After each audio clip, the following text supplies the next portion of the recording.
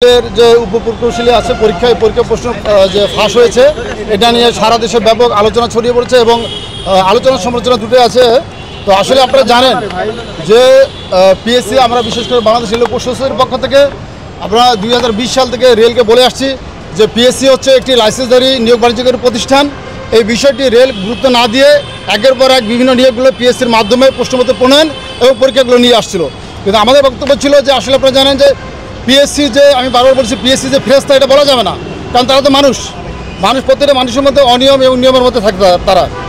এবং সাম্প্রতিক যে ঘটনাটা আপনারা জানেন 10ম গ্রেডের 516টি উপপ্রকৌশলী পদে নিয়োগ পরীক্ষা যেটা অনুষ্ঠিত হয়েছে, এই পরীক্ষার আগে থেকে আমরা বলে আসছিলাম যে এই পরীক্ষাটা যে হচ্ছে পিএসসি তাদের কিছু প্রতিনিধি আছে, সারা বাংলাদেশে তাদের কিছু প্রতিনিধি থাকে। একটি সার্কুলার যখন হওয়া মাত্র যাদের প্রতিনিধি সারা বাংলাদেশে যারা ছড়িয়ে ছিটে আছে এরা তাদের সিন্ডিকেট দ্বারা ক্যান্ডিডেট সংগ্রহ করে তাদেরকে পরীক্ষার আগের দিন কাউকে 2 দিন আগে কাউকে 3 দিন আগে ঢাকা শহরে নিয়ে এসে বিভিন্ন আবাসিক হলে বিভিন্ন বাড়িতে তারা রাইখা কী করে সেই প্রশ্নপত্রগুলো পড়ানোর মধ্যে দিয়ে তারা সে হলে নিয়ে যায় এবং তারা পরীক্ষা দেয়। এইভাবেই তারা প্রশ্নপত্র ফাঁসগুলো দীর্ঘদিন ধরে করে আসছে। কিন্তু আসলে যেহেতু একটি বিষয় সামনে চলে আসছে যার কারণে মিডিয়ার বিষয়টা নিয়ে ব্যাপক হয়েছে করে গেছে এবং আলোচনা চলছে। এবং আপনারা জানেন যে পিএসসির যে ক্যাডার এবং নন ক্যাডার আগে ছিল পিএসসি শুধুমাত্র ক্যাডার নিয়োগের ক্ষেত্রে দায়িত্ব ছিল। এখন সারা বাংলাদেশের যতগুলো মন্ত্রণালয় রয়েছে এবং অধিদপ্তর পরিদপ্তর রয়েছে সমস্ত দপ্তরের ক্যাডার নন ক্যাডার সবগুলো পরীক্ষায় পিএসসি নিতে যাচ্ছে। তা আসলে এরা নিয়োগ বাণিজ্য করতে করতে এদের নজরটা এখন ঠিক ছোটো দিকে চলে গেছে।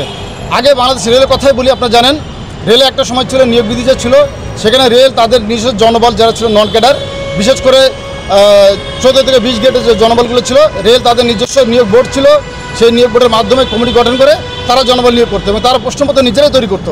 এবং রেলের ক্ষেত্রে কিন্তু আসলে এই ধরনের নজিরবিহীন প্রশ্নপত্র ফাঁসের কোনো ঘটনা আজ পর্যন্ত আমরা দেখিনি। তো সেই কারণে আমরা দাবি করেছিলাম যে আসলে রেল যখন নিয়োগ বিধি 2020 প্রণয়ন করে পিএসসিকে অন্তর্ভুক্ত করলো তখনই আমরা বলেছিলাম যে রেল পুকুর চোরের কাছ থেকে সাগর চোরের হাতে নিয়োগের প্রক্রিয়াটি তুলে দিয়েছে। এবং আজকে আপনাদের মাধ্যমে বিশেষ করে মিডিয়ার মাধ্যমে সারা দেশে যে ঘটনা ঘটেছে প্রমাণ হয়ে গেছে যে রেল ছিল কি পুকুর চুরি করতো, পিএসসি এখন সাগর চুরি করছে।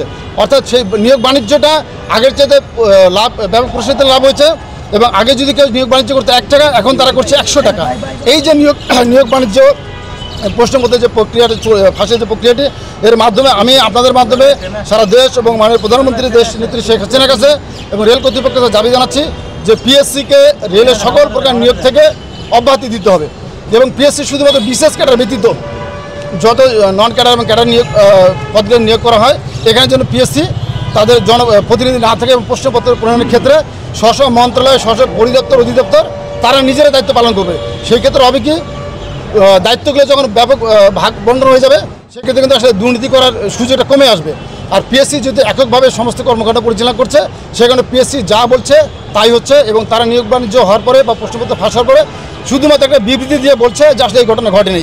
তারপরে 3 সদস্যের একটা কমিটি গঠন হবে, তারপর সেই কমিটি কী তদন্ত রিপোর্ট দিলে এটা কিন্তু হারিয়ে যায়।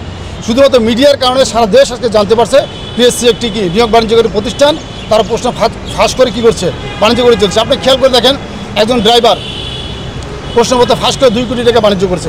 আসলে এর পিছনে কি শুধু ড্রাইভার আছে? আসলে না, আপনি খুঁজে দেখবেন যে এর পিছনে আরও অনেক বড় হাত রয়েছে যারা ধরাছোঁয়ার বাইরে রয়েছে। সে কারণে আমি আপনাদের মাধ্যমে এবং দেশ ও জাতির কাছে একটি দাবি করব পিএসসির জন্য বিসিএস ব্যতীত কোনো পরীক্ষায় তারা দায়িত্ব পালন করতে না পারে এবং স্ব মন্ত্রণালয়গুলো দায়িত্ব পালন করবে। পাশাপাশি পিএসসি যে বিশেষ ক্যাডার থেকে শুরু করে যে আপনারা শুনেছেন ইতিমধ্যে 30টি বিশেষ ক্যাডারে যে পরীক্ষাগুলো হয়েছে প্রশ্নপত্র ফাঁস করেছে, আসলে এর পিছনে কারা আছে এটা খোঁজা দরকার। পাশাপাশি আরেকটি যেটা বলতে চাই শুধুমাত্র পিএসসির যে চেয়ারম্যান এই নিয়োগের ক্ষেত্রে শুধু পিএসসি একা নয়, এর সঙ্গে আরও যে গুরুত্বপূর্ণ আইন সংস্থা রয়েছে, আপনি বলতে পারেন যে পুলিশ বাহিনী রয়েছে, সিআইডি রয়েছে, আপনি র্যাব রয়েছে, এদের প্রত্যেকটা মন্ত্রণালয় থেকে আইন শৃঙ্খলা রক্ষী যারা আছে তাদের থেকে প্রতিনিধি নিয়ে একটি কি জবাবদিহিতামূলক একটি কমিটি করা উচিত। পাশাপাশি প্রত্যেকটা মন্ত্রণালয়ের আলাদা আলাদা নিয়োগ বোর্ডের মাধ্যমে জনবল নিয়োগ প্রক্রিয়া করা উচিত। এবং রেলের ক্ষেত্রে আমি বলবো যেহেতু রেল প্রশাসনের পক্ষ থেকে আমাদের দাবি রেল 2020 নিয়োগ বিধি সংশোধনের মাধ্যমে পিএসসিকে রেল থেকে অব্যাহতি দেবেন এবং রেলের কোনো জনবল নিয়োগের ক্ষেত্রে পিএসসি যে দায়িত্ব পালন করছেন এই দায়িত্ব থেকে সরিয়ে দেওয়ার মধ্যে দিয়ে রেলকে নিয়োগ বাণিজ্য প্রশ্ন যে রয়েছে এই ঘটনা কলঙ্কমুক্ত করা উচিত মনে করছি আমরা। এবং সেই সাথে পিএসসির নিয়োগ বাণিজ্যের সঙ্গে যারা জড়িত তাদের কঠোর শাস্তি দাবি করছি। এবং আপনাদের মাধ্যমে আমাদের একটাই দাবি যে আসলে একটি বিষয় বলে যে সবার আগে দুর্নীতি বন্ধ করতে হবে। দুর্নীতি যদি বন্ধ না হয়, নিয়োগ বাণিজ্য যদি বন্ধ না হয়, তাহলে এই দেশে মেধাবীরা কখনোই কোনো ক্ষেত্রে তারা চাকরি পাবে না। এটা সবাইকে মনে রাখা উচিত।